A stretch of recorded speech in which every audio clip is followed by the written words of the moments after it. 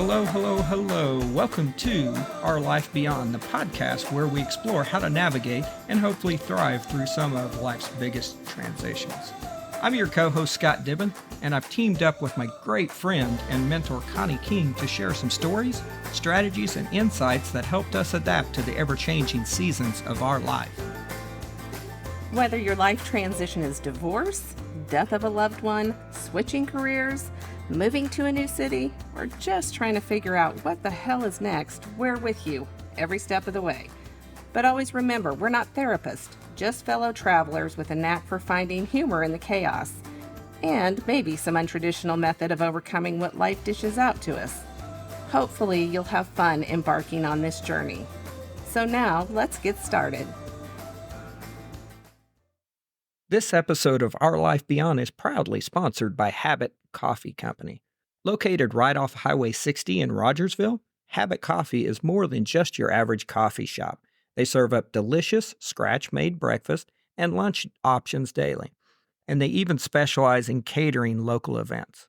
With their state-inspected kitchen and a passion for quality, every visit to Habit Coffee is a treat. Now that the construction is complete, getting to Habit Coffee is easier than ever. Stop by, and during the month of October, mention Our Life Beyond to get a 10% discount off your coffee order. Thank you to Habit Coffee for being a proud sponsor of Our Life Beyond. Make Habit Coffee your new habit today. Hello, Connie. Hello, Scott. How are you? I'm doing well. How are you, Connie? I'm good. I'm actually excited because I know we've had some requests on things people want to hear about. Yes. And we have made it happen. So do you want to kind of talk about what we are going to hit on today? Sure. So we had a request come out actually by more than one person that wanted to see if we could do a podcast on midlife transitioning into a new career. It surprised me because I didn't know that there would be that many people interested in that, but it does make sense in the job market today and just the way jobs are today. Yes, I hear that all the time also. So today we kick off a special two-part series focused on navigating career transitions later in life, just what our listeners asked for. In our first episode, I am thrilled to welcome Joellyn Travis, a remarkable guest who spent 26 years as an educator before taking the bold leap into the world of digital marketing. Joellyn is the founder of Leave It on the Porch, a dynamic online shopping site focused on giving consumers deep discounts on thousands of products from popular brands, all curated in one place to help shoppers find the best deals. Join us as Joellyn shares her inspiring story, the challenges she's faced, the lessons she's learned. Whether you're contemplating a career change or just curious about the journey, this episode is packed with insights to motivate and guide you. So let's dive in. Hello, Joellyn. How are you? Hi, I'm great. How are you, Scott?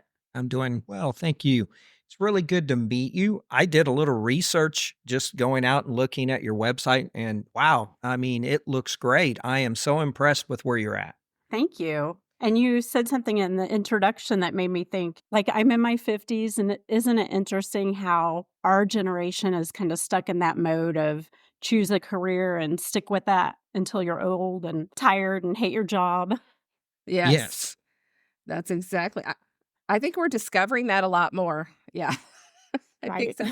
And Joellyn, you and I have known each other for a long time. I did not say this because I say it with every one of our guests, but I'm so excited to have you on. And I'm so excited to learn what you've done and how you've transitioned. I think our listeners are going to be completely in awe of how you've changed, actually, the landscape of shopping, if you want to know the truth, online shopping. You. So why don't you tell us a little bit about how this change came to be? Tell us about your career in education and how that transitioned to online marketing.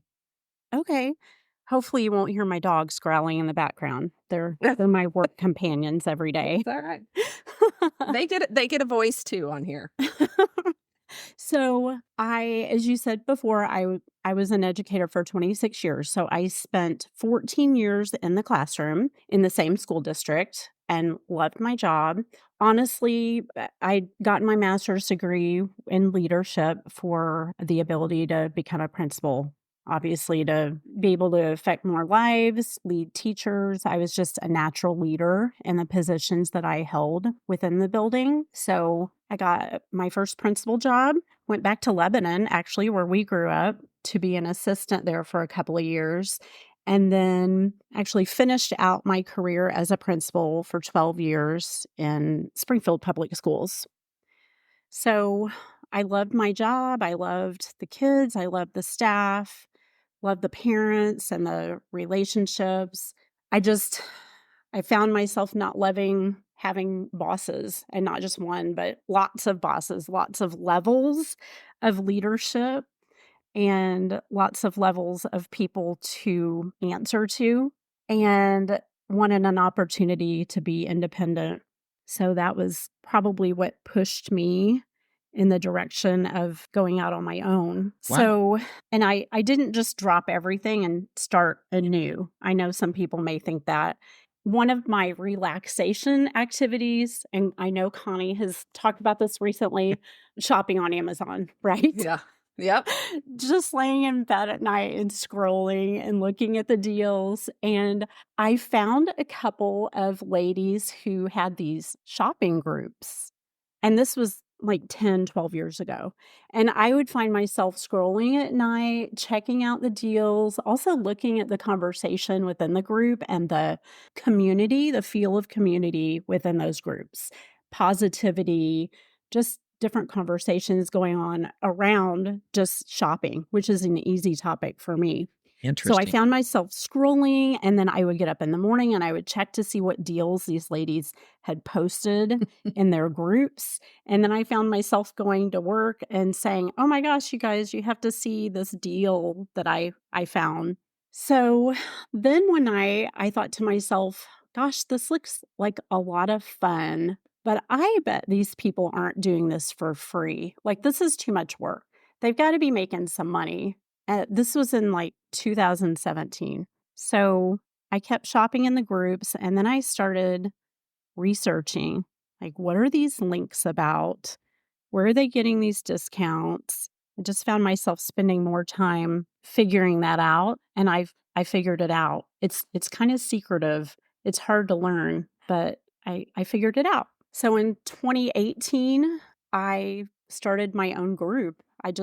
I sat with some girlfriends at the pool one day and said, hey, if I started this shopping group and got you guys some deals and discounts, do you think you'd join the group? And they were like, oh yeah, we would be happy to. That sounds great. So the day that I launched the site, I was actually in a training with one of my supervisors, and I told him what I had done, and he and I just watched the numbers increase the whole day. So when I dropped the group out on Facebook that morning, there were a couple hundred followers. And by the time we left for the day, I feel like we had almost 10,000 people following. Wow. Holy crap. It was wild. Wow. It was wild. That's amazing. Well, that So- shows that you were filling a need apparently in the market. Wow. Obviously. That I is feel like also being an educator, I had kind of a big base of contacts, and people were spreading the word. They were sharing the group with others and saying, hey, this lady, this is the principal over at the elementary building, or, oh, didn't your child have her back when they were in 4th grade? And it just was like a snowball effect. That gave you a little bit of credibility instead of it thank just being an online presence. Right. People already had trust in me, which I think is a big deal. You have to gain trust in your audience. Yeah. And it just exploded. So how many followers do you have now? So that was 2018? Interesting story. So it went all the way up to 125,000 followers.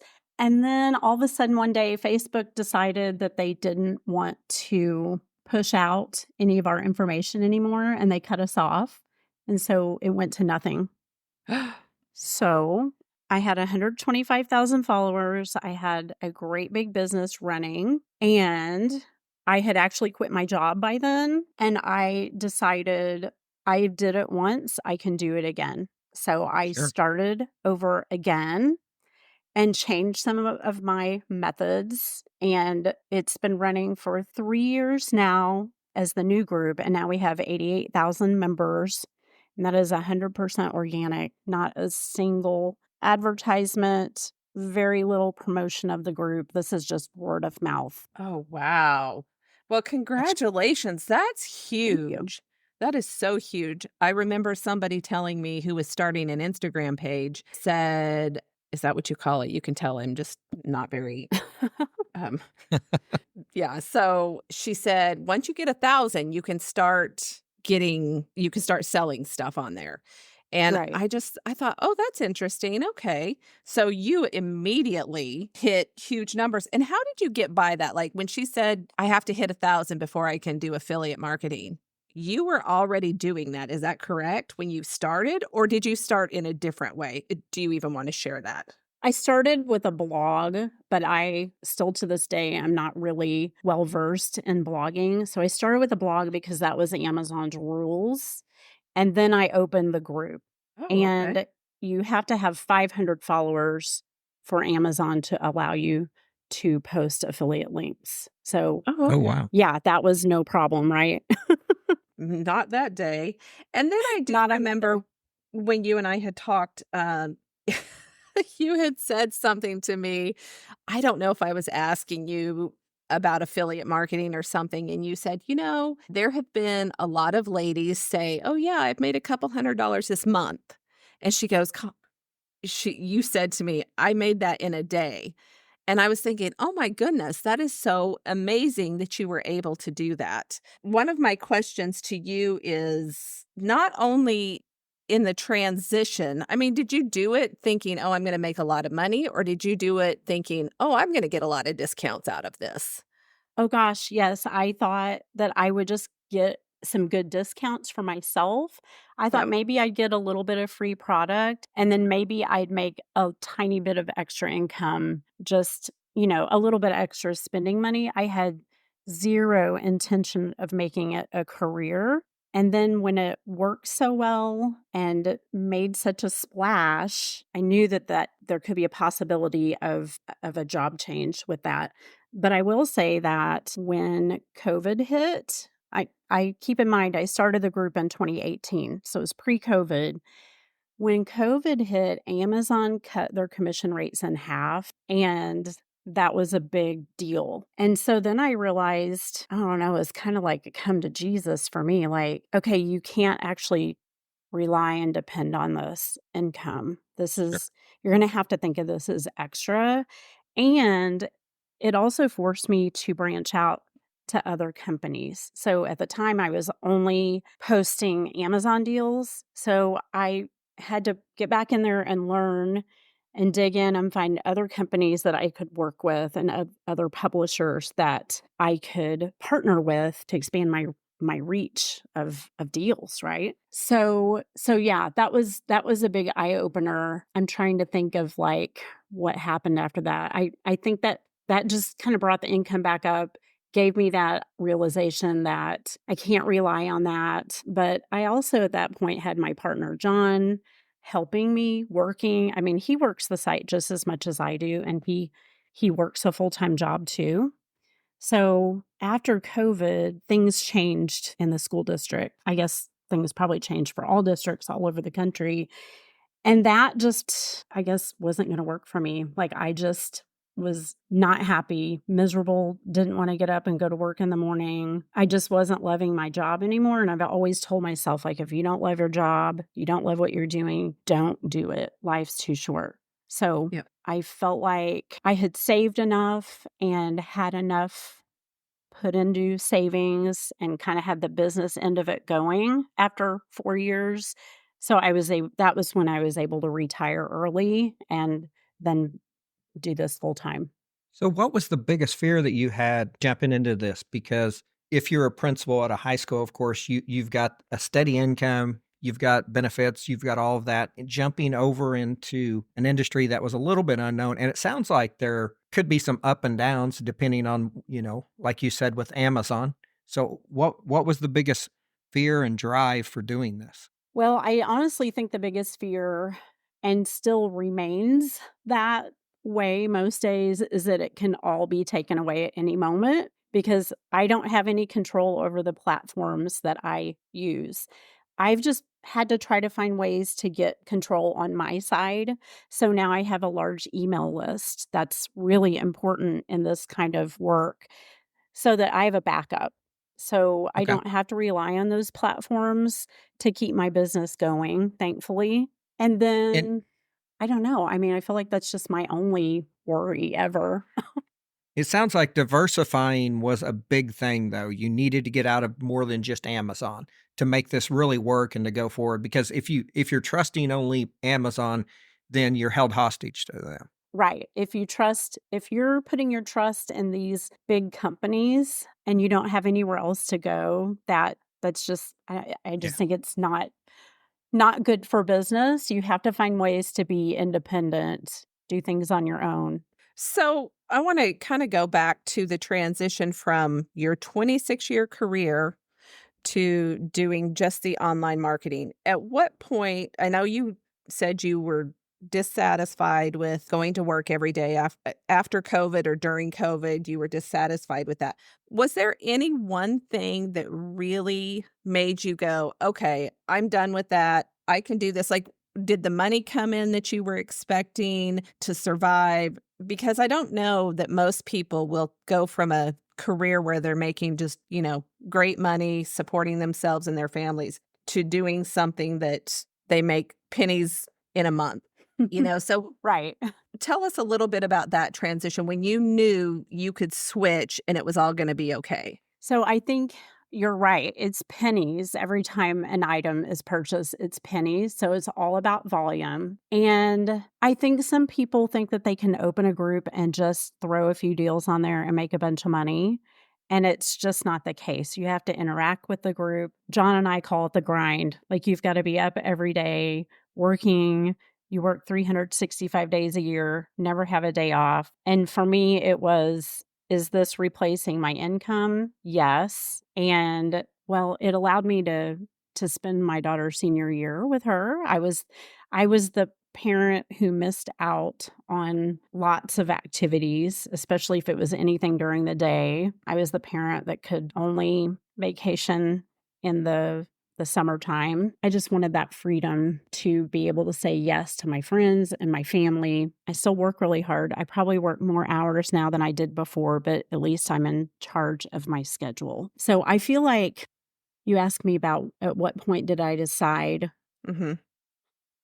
I feel like during COVID and even the year that we came back from school after COVID, it was just, I guess, uncertainty, fear, trying to help parents with fear, helping children and teachers with fear, and just realizing that all of that negativity was not really healthy for me and also probably not very healthy for the staff that I was leading. And I've always been the positive person. Like anybody who knows me will say that I'm like the most positive person they know. And I've always been that way at work. So I also felt like I was putting on a face that wasn't really mine every day, just jumping out of my car and putting my smile on and just kind of gritting my teeth through the day. And I just didn't want to be that person. So I hope that explains it. Sure. So I've got a question. You jump into this, you know, I'm in the technical field and I know how it advances every year and you've got to constantly be monitoring. How big of a learning curve is it to jump into something like what you're doing? It was a big learning curve. I mean, like a completely different industry. So one thing I've had to learn is just like embrace technology instead of saying I'm not really good at tech, just find ways Yeah. that tech can enhance my adventure. So, like, instead of being scared of AI, I've embraced AI and learned about ways that that can help my business. I heard your episode about AI and appreciated a lot that you said about ways that it can help and not hurt. Sure. So, AI definitely has made my business better by just doing tasks for me that I don't necessarily have to think about. And for me, I feel like I do get a lot of messages from people asking, "How can I get into this business? You make it look so easy." And I'm glad I make it look easy because If it looks easy, it looks like I I guess when you make something look easy, that means that you've Sure. probably mastered that area, right? But it took a lot of work. I watched tons of YouTube videos and still do. I've I listen to podcasts every day and about marketing and AI. So I just got in there and learned what I needed to learn before I even started. So I think it's not just easy. It's not about putting a group together and just putting some deals on there. It's about dedication, constant learning, networking. At first it was a really lonely adventure because I didn't know anybody else who did this, but I've been to a couple of Amazon conventions. I've met people that I still keep in contact with every day, and we learn from each other. And then I'm in a couple of Facebook groups full of people that do what I do who share all day long. And I owe a ton to those group leaders for starting those groups and being willing to share because I felt like it was kind of lonely at first. Do you see that getting to the point that maybe you would hire employees? And the reason I ask it, it sounds like that. I mean, in this type of work, you've got to constantly be in front, looking for the deals, posting them, you or John. So do you ever see getting to the point that maybe you would have an employee, or is this something that you want to keep Oh, close to you guys? absolutely. So I do have a full-time employee. So not only do John Oh, and I okay. work the site full-time, we also have a full-time employee. She's been with us for 3 years. Kylie is in Ohio. So, yes, she and I work together all day, every day. She's kind of like our the manager of our group. She assists with brand deals and keeping track. Like she is so good at organizing and making lists and keeping spreadsheets. And I absolutely suck. Like, I mean, I can't keep track of anything. So thankfully, she's really good at that. And then I also have a virtual assistant who works full time as well. So yes, definitely Okay. needed the help. And that helped me, I feel like, get some of my regular life back because John and I Yeah. were vacationing, but we would I mean, the beach is awesome, but we would find ourselves working the entire vacation. So, doing the same thing, but just from a different location and not really enjoying our time as much as we should. So you became an entrepreneur. You went from being an employee to an entrepreneur. Had you ever had any other experience running a business, or was this the first time? No, not I mean, not really. I had kinda dabbled a little bit, like, I had sold a skincare line for a while back forever ago and was a district manager with that, and that's pretty much it. I mean, I feel like managing a school building is a lot like managing a business. There are budgets, there's data. Honestly, running a building as a principal, like I said, it's like running a business. So a Sure. lot of the skills that I learned as a principal I've been able to use in this business as well. So do you find it hard having remote employees? You know, that's the world we live in now. Everybody's used to your employee comes in and you work with them. So with technology, I'm sure it helps, but do you find it still challenging, or are you okay with 100% remote employees? Oh, absolutely. I'm totally fine with that. I would rather have somebody that's a really great fit for the job and be across the country. We communicate regularly, we do video calls, we have messaging platforms that we use to communicate throughout the day. So it works just fine. Everything is so automated and easy. That's awesome. So, as far as a career change goes, because I would love to sit and talk to you about the career you chose, but as far as the career change goes, what do you think has been, if you were to sit down with somebody and tell them the steps they need to take or the helpful tips for somebody looking into a career change, a big one, like what you did, what would you tell them? I think that the first thing you need to do is just take an inventory of what your passions are and what you are good at and expert at. Like, I was an expert before I even did this job at searching out deals and codes. like before I even dreamed of making it a business. Like I'd be excited if I found a coupon for $10 off a Domino's order or 10 cents off a Domino's order, like just Okay. anything to save money. So just like take an inventory. What are you really good at? Make a list of that. And then so many things now are digital. A lot of people want to work from home and work for themselves. So I tell people this all the time who ask, like, if you want to make your platform Facebook or Instagram, like after you have taken inventory of what you're really good at, what you're passionate about, then start telling the world about it. Don't just start trying to sell things, but have a presence, share what you know, share pictures, grow an audience of people who are like minded.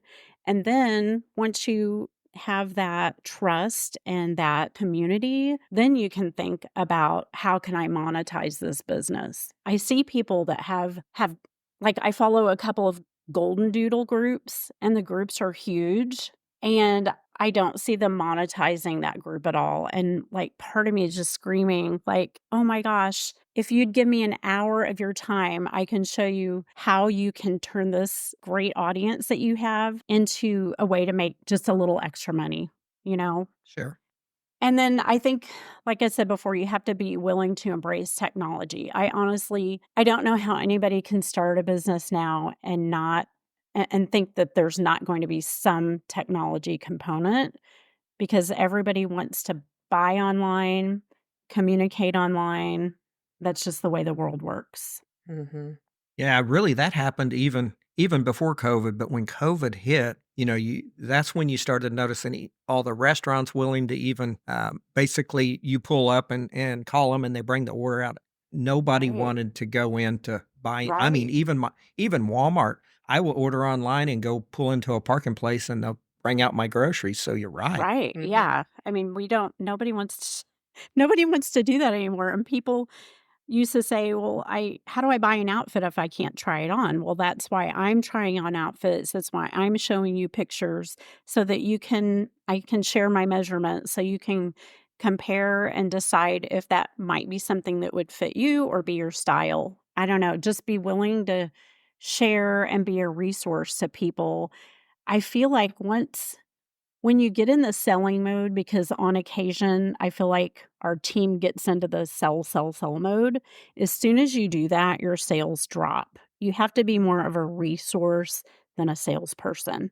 Oh, Really, that's interesting. interesting. I I would have thought firmly the believe opposite. that. I Yeah. firmly believe that. And when I was learning about this business, that was one point that a lady had made in her podcast. And she said the same thing for her group. She runs a huge group just like ours. And she's so right. What I love about this, it is your own business, but you also have, whether it's Amazon, whoever it is you're affiliated with, at at any point in time, you can fire them if you're not getting what you need out of them, or if they decide to cut you. And there's always so many more that you can go after. It sounds like to me though, you've constantly got to be hunting. You can't just sit back and think everything's going to be good for the next 10 years. Not at all, right. And we've actually started recently attending these affiliate conferences that happen twice a year, and we have loved those, and every time we go to a conference, we bring back something that really makes a big difference in our business, and we've found new partners using those conferences and contacts. So, yeah, those are awesome as well. I have one last question. Excuse me. How did this change in careers affect your personal life? Besides, you talked about how, you got to spend the senior year with your daughter. What about just you personally? What has it done besides that part for you? Well, way less stress. I mean, if I'm stressed out about leaving on the porch, that's my own fault, really. I've allowed that, but just the stress, the sleepless nights, taking better care of myself, I feel like those have been big changes for me. So, when I was in my other career, I would just be exhausted and come home and want to go to bed, but now I am going to the gym and working out with friends, and I'd like to say I cook more, but That's not true. I hate cooking. There's no cooking going on in this house. That's funny. So I feel like just overall a more relaxed, healthier person. So do you think that whenever you made this huge transition, was it good for the whole family? Did they notice a difference in you? You probably had to have your own space in the house. You had to have time to do what you're doing, and it might not be on the hours they were used to. I feel like it went fine for everybody. I do feel like I work more hours than I did before, honestly. Even though they're on my own time, I used to have weekends and summers off. Now I have 0 time off, but that's my choice. I've done that. So I felt like I would probably, when I retired, get to spend more time with my parents, and I unfortunately haven't. So I'm trying to make that shift now that we have our virtual assistant as well. Trying to make the shift away from working so many hours. Yeah, I'd love to say, wow, I have so much more free time and everybody's at the top of my list, but I'm trying to say yes more often. Sure. That's It my own issue though. it also sounds like you're in a very unique state because you're big enough you probably need more people, but you're still small enough that you don't wanna grow or get too many people, but it sounds like you're kind of in that stage to where, honestly, this could explode and you could end up with several employees.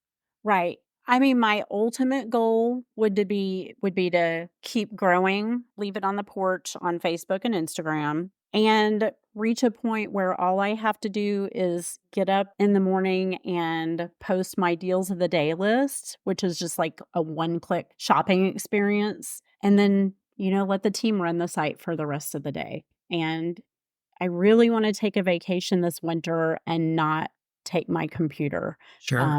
A vacation with my parents and my sister, and so I'm working on that. But yes, ultimately, it would be amazing to just let the team handle it, oversee it when necessary, and not have to work so hard. So And we'll get there. do you think that the hardest part jumping into something like this is the technology if you're not technical? If you're a great shopper and you really know what people want and need, is it the technical part that's the biggest challenge? It's not. It's the stick with itness. Yeah. It's Yes. the Yes. Honestly, like, times have been hard several times with Leave It on the Porch.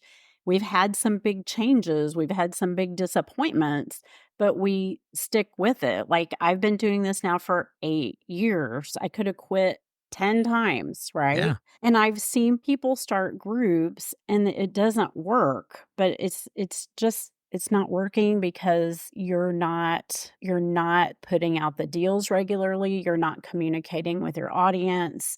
They don't know you. There's 100 other groups to shop with people who are posting original content and really digging in there with their group members. Also, a lot of groups I've seen get really negative and mean, and Ooh. I do not allow that in my group. That's the Oh yeah. same way I ran my building. We don't allow meanness and hatefulness. Same thing in the group. When you post something mean or hateful, I'll delete your comment, I will message you, and if you continue it, goodbye. But you have to be there to monitor that. So if you're just opening a group up and you're letting people just run all over the place with your group, then your group won't be successful because nobody needs that negativity. I love that. Listening Actually. to your story, though, what I see out of this that probably gave you the greatest success is when you made that leap and decided that you were going to quit doing what you were in the education system and do this. Because if time gets hard, you go back to what's easy. And if you were had a regular paycheck as a principal and Amazon cut all your deals in half, it would have been so easy to just say, I'm done. It's just not worth it. But you made that leap because you knew this is what you wanted to do. Right.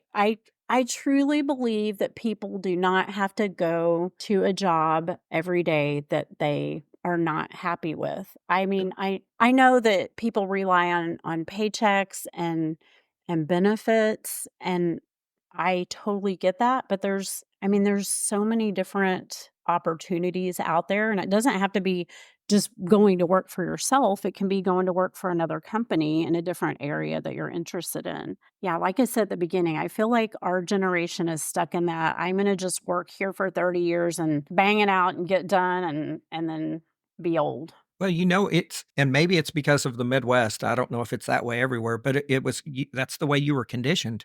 You go to college, you get a degree, you get a job, hopefully within that degree or something like that. And, that's your life. Right. Very few people that I know, had that role model of people that would have a successful business, even on the side, standalone business. So for me, it was a conditioning. It really wasn't that I didn't want to do it. I don't even know if I knew that was an option. Well, I totally I agree. also love that you were talking about how you may not love your job. You don't have to go do your own job. You can go somewhere else. Sure. Because we have a lot of listeners who are sitting here doing this. I'm not an entrepreneur because let me tell you, when I listen to you, Joellyn, you have the ultimate entrepreneurial spirit in you. And so some of our listeners are thinking, I don't have that in me. I don't have that in me. But the big career change can be something as simple as go do something that makes you happy. Right. Yeah, I'm so glad that you said that. You don't have to do it on your own. You can go work for somebody else. And yeah, it's scary, but just like you said, it's the stick with it. Keep looking, keep doing. Right. I agree. So is there any other unexpected benefit that you think you got out of doing this, venturing out on your own, that maybe you didn't realize you was going to have in the beginning? Well, I love working from anywhere I want to work from. Oh, That's pretty perfect. nice. Yeah. And I love I'm in my lounge pants and my sweatshirt right now. So I love that. I love my dogs. I love that they're my little business guys every day, all day. And just taking moments to enjoy Mm. just beauty and life. Many times I know as a career person, I would get up in the morning when it was dark and go to work in the dark and come home in the dark. So now I'm, taking those moments to sit outside and listen to the birds and just enjoy the things around me. I know that might sound a little corny, but No, it sounds it's nice. ideal for me. I was going to say, I think that's what most people want. Yeah. Right. Right. And So, I don't know. I feel like there's ways to make that happen. And maybe that means just starting small on the side, keeping your regular job, Sure. and just doing something a little extra that you love to find happiness in that. But I think the big thing is it's exactly what you said. You have to stick with it. Nothing's Yes. going to be easy. I mean, if it was easy, everybody would do it. If Right. if Absolutely. you have to work it and you have to work it hard, nothing Right. comes easy, Right. especially And in the that's tech world. That's one thing that, John and I have talked about a lot. Like, I do get a lot of people asking, will you help me? Will you train me? And I always say I'd love to, but it's just not something easy to do. It's not something I can tell you in a text message, or it's not a one-time shot. So one thing I may eventually do is like open up a training group. Like I'll be your leader, I'll be your voice and help you open your own group and do what I'm doing. You can replicate what I'm doing and just be like a coach to people along the way. I can't do that while I'm working full time every day, but if I'm able to get my team built up and have it kind of run itself with my team, it would be fun to teach others how to do what I do and how to stick with it and run their groups as well. which is actually full circle because now you are back to being an educator and yet it's on your own. I actually Right. love that. Yeah. Right. Very nice. Well, do you have any other words of wisdom for people looking for career changes? I guess I just always come back to find something you love and something you're passionate about. It could be as simple as like, I love finding coupons. I love finding deals. Got a craft that you're really good at, and your friends are always telling you to share about it. There's just so many ways to tie what you love in with technology to promote your products or your skills. Nice. So before we jump off for sure, I want you to tell people how to connect with you, how to figure out how to get some of these deals and look at what you're doing today. Oh, thank you. Okay. Probably the easiest way to find us is by going to our website, and that's leaveitontheporch.com. Our website is not the most beautiful place, but when you get there, there is a direct link to our Facebook group, which makes it easy. There's a direct link to my Instagram account. And then there's also a way to sign up for the email list, which I send out one email per day. So I feel like that's the best way to reach us without being complicated. So, what does the email list get them? I get up early every morning and make a list of about 70 to 100 deals that I find on Amazon that I feel like our group members would love. And I put that list together in my Amazon storefront and I send out one link. So that one link connects you to all of those items. So that's what Okay, goes in the email. that's awesome. That is awesome. I have to say I was on because, I'm kind of laid up.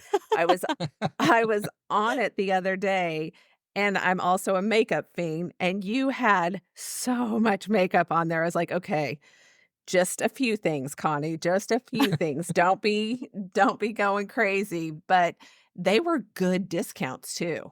They They were good were. discounts. And Yeah. that's where the collaboration with other group admins is so nice because somebody sent that out to our group. They said, hey, Rimmel has this amazing deal going on Amazon. They've got like 50 items that are deeply discounted. So I took that link that she sent me and pulled together that list, sent it out, and that was a great list. Yeah, it was, and I'm so glad because I actually did get some Amazon gift cards. I had put a post out, like, feeling sorry for myself, and I got some Amazon gift cards, and I'm dying laughing. So Nice. it all came together because 'cause I'm like, "Oh, wow, now I get to go shopping again." But yes, Yeah. A little bit of thank retail you for therapy. that. No kidding. Scott, do you have anything else? I don't think so. I want to say thank you so much. I got so much out of this if nobody else does, but I know they will. And I absolutely love seeing a person transition into a career like this. And I love how you said that it may not be any easier than what you did, but you are directing your own life. You decide your hours. You could do it of a night or a day. You can be anywhere. I just love the success story of what you've done, how big you've grown this, and I'm excited to see where you're going to go in the future. I really, truly am. Well, thank you. And Joellyn, there is nothing that I've seen from you that doesn't surprise me. You have always been such an amazing girl when I knew you, and then an amazing lady. And I'm so happy for you. I love that this has been such a great part of your life. Thank you. So, and we I feel fortunate. yes, and we appreciate the fact that you were willing to talk to us and give our listeners some insight. Absolutely. Well, thanks for having me. I appreciate that. Sure. We'll talk to you soon. Okay, thank you so much for listening to this episode of Our Life Beyond.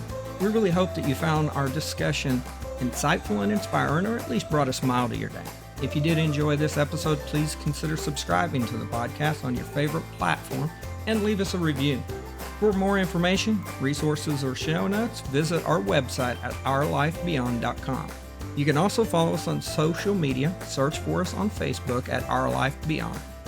We would love to hear from you, our listeners, so feel free to reach out with your questions, comments, or suggestions through our Contact Us page at ourlifebeyond.com or on social media.